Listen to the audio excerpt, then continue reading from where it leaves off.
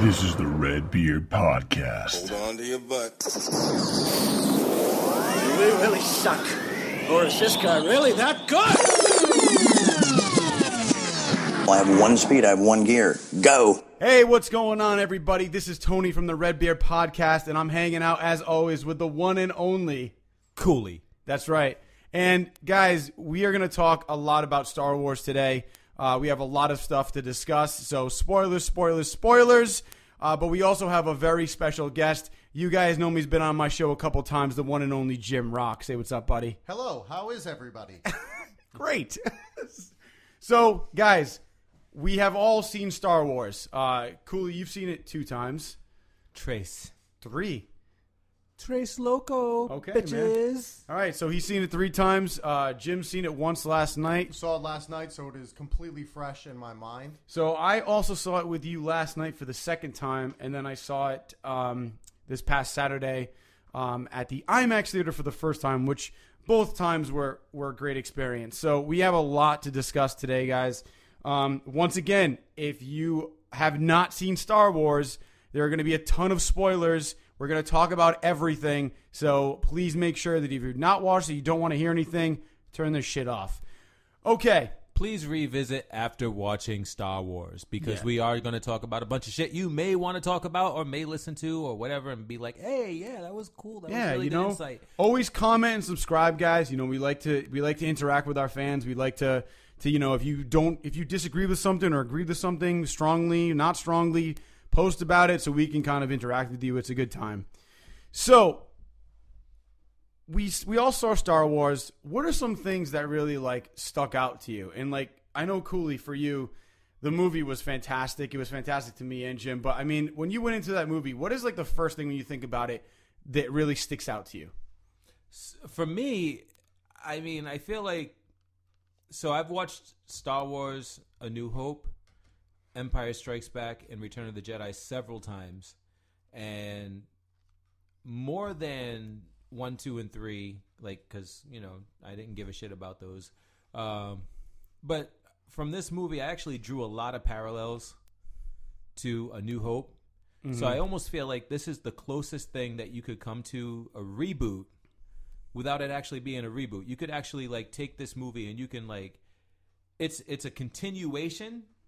But at the same time, it's they're starting over, and they're doing it for a younger generation, and it's Disney is really trying to get the young ladies. It's it's a reimagination of the series, I think. Right, but they're giving the young ladies a hero that they can look up to. Right. Because Rey is a badass chick that can hold her own, doesn't need a man. She is It's one of the few movies that's a superhero or action-based movie that actually passes the Bechdel test. And I will say this, and I gotta jump to Jim in a second, but that actually brings up a good point, because when I watched her character Rey, I was just this is complete another female heroine. The first thing I compared her to was oh, this is Ripley. Ripley's been one of the alien character, one of the most powerful female characters in a science fiction movie in a long time, and this could be that next type of character. And Jim, we talked about this last night, and you almost had the same exact feelings about this movie that Cooley did. So I'd like you to talk about that, man. No, it's funny because Cooley, you touched upon exactly what I was going to say. First off, Rey is a badass chick, and there's nothing sexier than a woman that knows how to fly the Millennium Falcon. Mm-hmm. I think we're all in agreement on that. Yeah, seriously. Yeah. But you had touched upon the fact that you think that it's in some ways a reboot of A New Hope, and I completely agree, because there are so many parallels between A New Hope and this new one, The Force Awakens, that almost makes it feel like it's a retelling of the original Star Wars trilogy. And when I say the original, I mean 4 through 6. And not 1 through 3 that came. Yeah, totally, man. 99. Right, for me, I feel like the only thing missing was Rey bitching about going to Tashi Station for some power converters, right? That was the only thing that was missing. She didn't have an aunt or an uncle that was trying to tie her to a farm. She just, it was I'm ready to go. Let's do it. Let's do it. Also, in the scene where they were flying, Rey and Finn were flying the Millennium Falcon, and Finn was shooting the cannons, there wasn't a moment where Rey said, "Great kid, now don't get cocky." Right, but that was one of the coolest scenes in the movie, though, when you have that Millennium Falcon escape scene from Jakku, right, where like the whole scene is awesome, but then just that one scene where she just cuts power to the engines, and the Millennium Falcon flips and gives him a chance to actually shoot the TIE fighter down because like it was locked in that outward position. When I saw that, the only thing I thought of was Top Gun, fucking right? Top Gun where he's inverted. I was thinking the same thing. I was like, as I'm gonna hit the brakes, he's gonna fly right by. I'm like, this is straight out of Top Gun. As big a Star Wars fan as I am, that's the first thing I thought of was was Top Top Gun. Gun. Yep, Yeah. absolutely. It was a 100% cheer moment where you see that happen. I was like, yeah, Dude, I honestly, and you know my favorite part too is when they're driving through and Finn, he's like looking around. He goes, "Wait, are we really doing this?" Yeah. He's like, "What are you out of your mind?" As much as I thought Rey stole the show, I thought Finn was like, to me he was one of the best characters in the movie. See, I liked Finn up until a certain point. Like, and then I'm not saying he's a bad character in any way, but I was talking to you and Don about this last night. By Don, I mean Don Carrara. You guys know who he is, done the 80s and 90s podcast. But we were talking about that last night. And there's like an 80s and 90s podcast now, like just 80s and 90s podcast? No, those are the last two, so watch your mouth. All It was on Tony Klein Solo, bitches. Yeah, there we go. Anyway, can I be part of the new Millennium podcast? Yeah, so anyway, listen to this shit. So I like Finn. I think he's a great character. I think he's an interesting character. And as far as diversity goes, I mean, I'm glad that they're using an African American for one of the leads in Star Wars. I thought that was awesome. Yes. But the other thing is halfway through when Kylo Ren takes Rey onto the ship and he's like running after her and he's like, "No," and I just feel like I feel like there's some scenes where he was kind of being a little bit of a pussy. Like he seemed a little like whiny for me, in some scenes, and I wanted this guy who was originally part of the First Order and now claims to be part of the Resistance. I mean, dude, if you're working for the First Order, I guess if you try to get out of that like he didn't want to be a part of that, but that isn't a reason for him not to have a bigger set of balls. Like, I felt like he was kind of whiny at some points, but other than that, Well, I feel like Finn is a stormtrooper. Unlike the stormtroopers from the original trilogy, they're not clones of Boba Fett. These are children that were stolen from their homes and that were groomed to become fighters for the New Republic. The New Order. Is it New Order or New Republic? The First Order is what they call it now. First Order. I apologize to every single Star Wars fan out there. But are you saying that he wasn't taken from his home at an early age? Because maybe I missed that. I'm saying that he was. He was taken from his home at an early age, and he was groomed to become a stormtrooper, and that was his whole life. He didn't have a childhood. He didn't have a girlfriend, and now he's getting out of this life. And it's the first time he's ever been out on his own. So, of course, he is going to be scared. He's going to be frightened. He's going to have conflicting emotions. And he's obviously going to have a crush on Rhea, who is the first person that's ever truly nice to him and attractive to boot. Mm-hmm. And she's stolen away from him by those that he had just tried to flee from. But I'm interested to know exactly what made his decision to leave, because he didn't know who. Now, is it Rhea or Rey? It's Rey, right? It's Rey. It's Rey. Now, did she?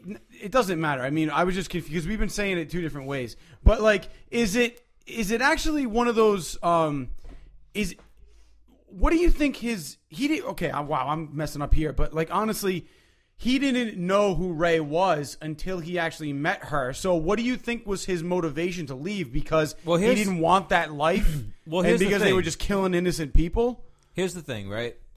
I look at this as a lot like, so in Africa, right? And in places like that. Yeah. And I'm not from there, and I'm not like claiming You're not from Africa? No.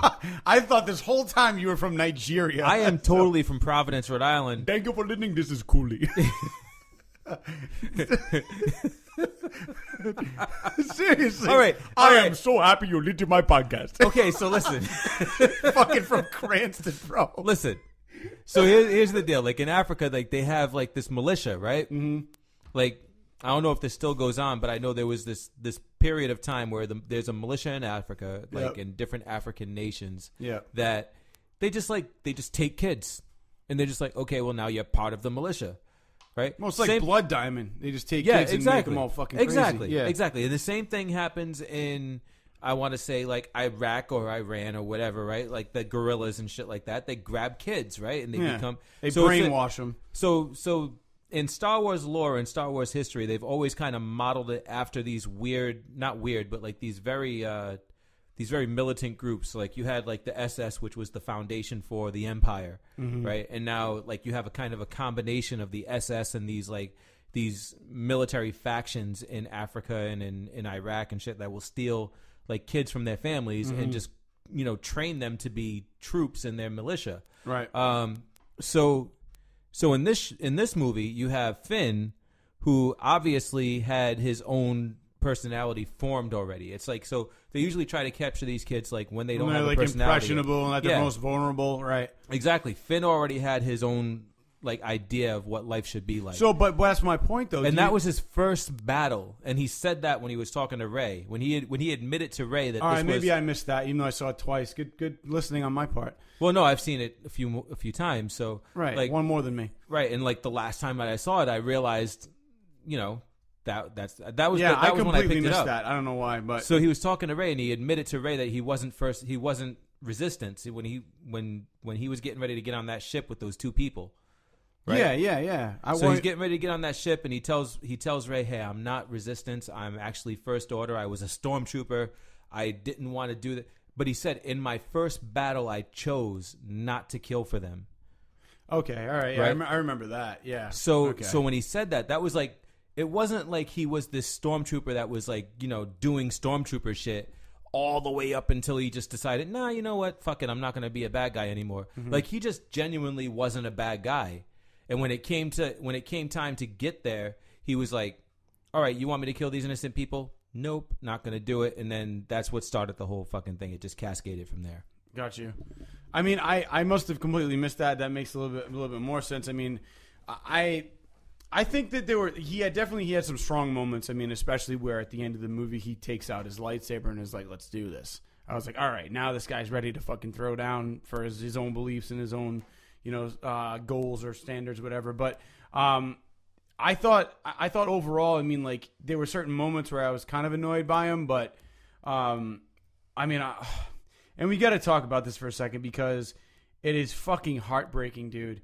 Like, seeing Han Solo go down in this movie was not... I mean, the fact that he got killed by his own son is one thing, but after that, dude, to see him take that fall into just like, endlessness was like...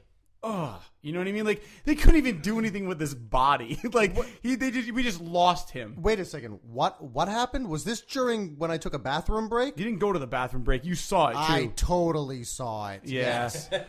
So, but no, honestly, that was heartbreaking, man. And I didn't... Hold on. Can you imagine being the guy that took a bathroom break when Han Solo was getting killed? Listen, like come back and like fucking. He's just not there. You just see Chewie blasting homeboy. And he's like, "Hey, what happened to Han?" Oh, he died. But honestly though, you can't ever. There's no excuse for that. Like that guy that just walks in. He's kind of moving past everybody in the lines, like to sit back into his chair, and then he's like, "Hey, what did I miss? What happened? What happened? Tell me what happened." And then your friend goes, "You missed everything." Yeah, Han Solo died. He's like, just leave now and buy a new ticket to watch the movie. I mean, when Han Solo died, well, this is one of the things. It's like you guys talk about. Stepping out of the movies. For those of you guys that have to go to the bathroom all the time, I have a great app that I've talked about before that you need to download. It's called RunPee, RunPee. Download the app, and then you can choose the movie you're watching, start a timer, and it will actually notify you when the best times to go to the bathroom are, right? Because I have to fucking piss all the time, right? My friends make a joke about me and call them the trilogy because I go at before the movie, during the movie, and after the movie. But anyways, I've made it through Star Wars both